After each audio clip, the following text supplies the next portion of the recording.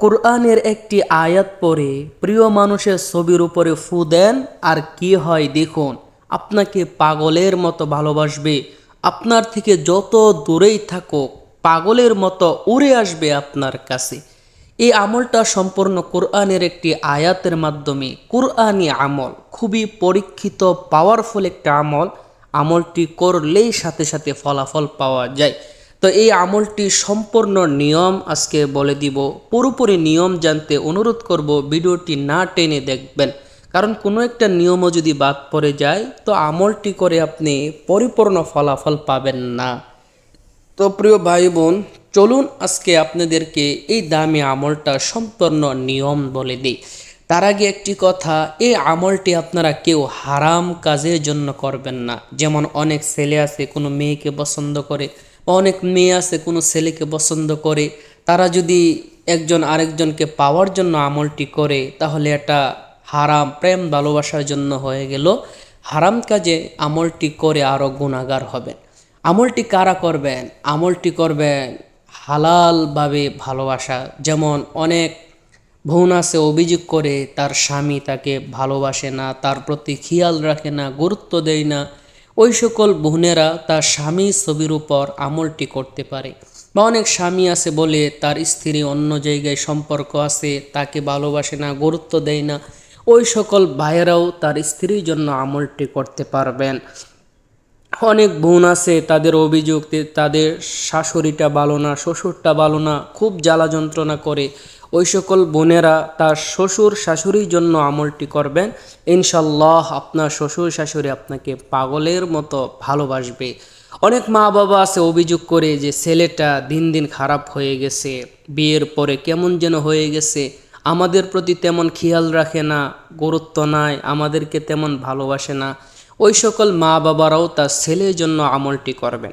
অর্থাৎ এই সকল হালাল ভালোবাসার জন্য করবেন। আপনার প্রিয়জন, আত্মীয় স্বজন, বন্ধু বান্ধব যেন আপনাকে ভালোবাসে, পছন্দ করে, গুরুত্ব দেয়, এই সকল হালাল ভালোবাসার ক্ষেত্রে আমলটি করবেন। তো চলুন দেরি না করে এই আমলটি সম্পূর্ণ নিয়ম আপনাদেরকে বলে দিই। তার আগে ছোট্ট একটা অনুরোধ থাকবে, এমন সুন্দর সুন্দর ইসলামিক ভিডিওগুলো নিয়মিত সবার আগে পেতে দয়া করে চ্যানেলটি এখনই সাবস্ক্রাইব করে দেন প্লিজ।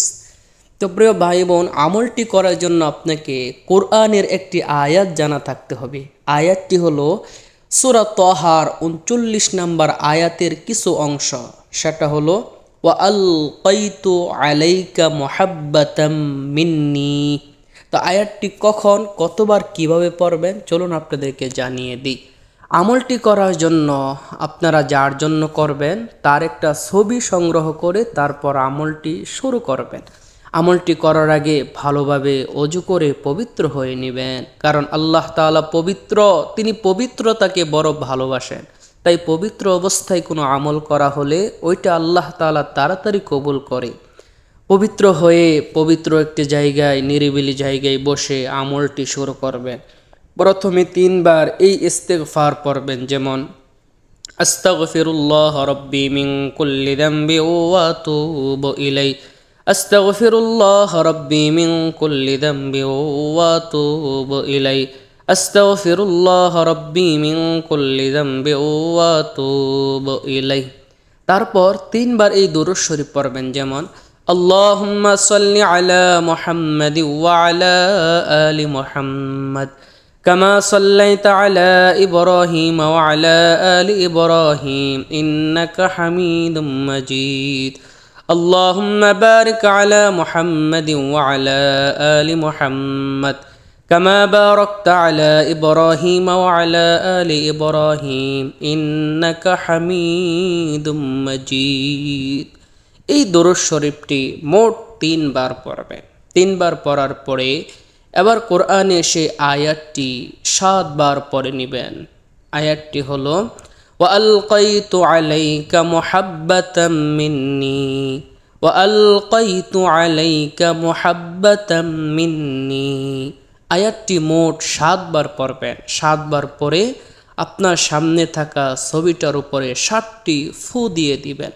সর্বশেষ আবার প্রিয় নবীর উপর 3 বার ছোট্ট একটা দরুদ পড়বেন। দরুদটি হলো সাল্লাল্লাহু আলাইহি ওয়াসাল্লাম, সাল্লাল্লাহু আলাইহি ওয়াসাল্লাম, সাল্লাল্লাহু আলাইহি ওয়াসাল্লাম। এইভাবে আমলটি করুন, ইনশাআল্লাহ যার জন্য করবেন অল্প দিনের ভিতরে ফলাফল দেখবেন। কোরআনের বরকতে আপনার জন্য পাগল হবে, আপনাকে ভালোবাসবে। আল্লাহ তাআলা আমাদের সবাইকে সুস্থ, সুন্দর, বিপদমুক্ত, রোগমুক্ত জীবন দান করুক। যারা আমলটি করবেন কমেন্টে অবশ্যই আমিন লিখে দিবেন। ভিডিওটি যদি ভালো লাগে অবশ্যই একটা লাইক করে দিবেন, বেশি বেশি শেয়ার করে দিবেন। অন্য ভাই জেনে একটুও যদি উপকৃত হয়, আল্লাহ তাআলাও আপনাকে উপকার দান করবে, অসংখ্য সওয়াব দান করবে।